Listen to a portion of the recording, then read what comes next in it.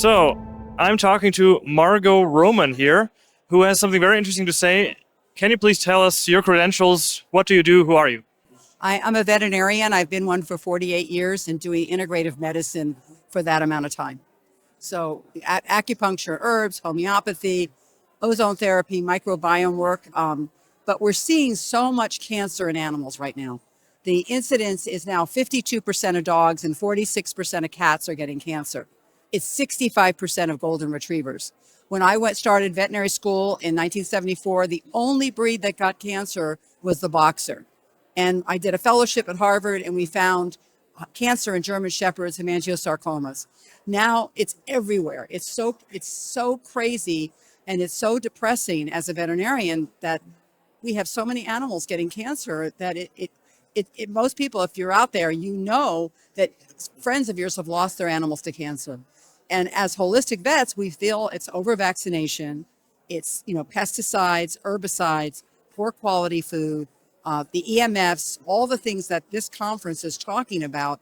These animals are the canaries in our coal mine. Our coal mine is our house that they live with and they're there with. So as we increase the number of vaccines they want to give our animals, we don't need to do that. We need to just keep their immune system stronger so that they don't come down with these inflammatory issues and get all these, different problems that we all are treating all the time. But cancer, Lyme disease, kidney failure, and autoimmune problems are killing our dogs. It used to be hit by cars. That was what we did years ago. This dog got hit by a car. You did all this emergency surgery. You did everything. Now they're coming in chronically sick, constant GI problems. And what we've done is worked with the microbiome. So I opened the first fecal bank in 2012, and we're doing fecal transplants from dogs for 30 years have never had antibiotics, 7 generations.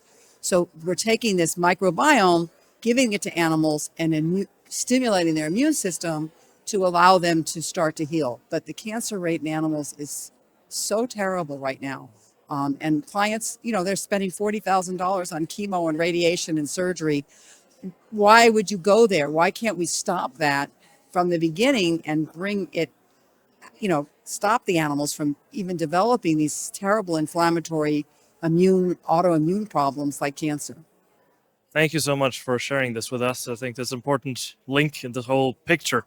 Yes, and that's one of the things I wanted to bring out in this conference. It's mostly we're talking about human and children, but animals are in our homes. They're part of our families. A lot of people think they are their kids. They love them very much.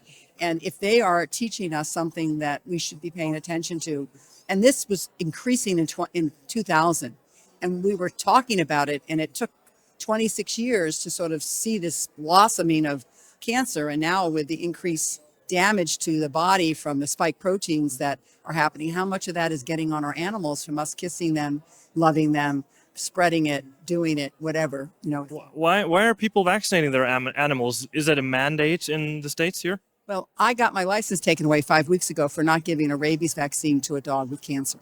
I have done medical excuses and titers for 33 years, and the board in Massachusetts took my license away, and I'm fighting it. We went to the Supreme Court of the United States in February. We did not get accepted because of freedom of speech, but the veterinary board says we don't believe in the veterinary oath.